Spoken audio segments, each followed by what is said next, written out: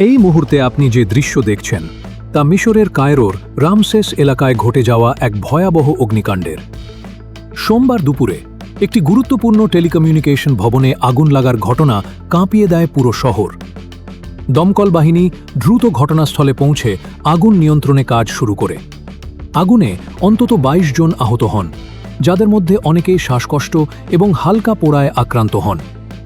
স্বাস্থ্য মন্ত্রণালয়ের তথ্য মতে আহতদের কায়রোর বিভিন্ন হাসপাতালে ভর্তি করা হয়েছে এবং তাদের অবস্থা বর্তমানে স্থিতিশীল।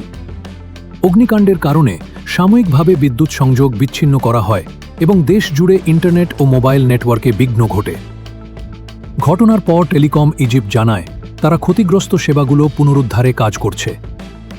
জাতীয় রেলওয়ে, বিমান চলাচল এবং অ্যাম্বুলেন্স হটলাইনেও সাময়িক বিঘ্ন দেখা দেয়, তবে জরুরি পরিকল্পনা অনুসারে সব সেবা ধাপে ধাপে সচল করা হচ্ছে।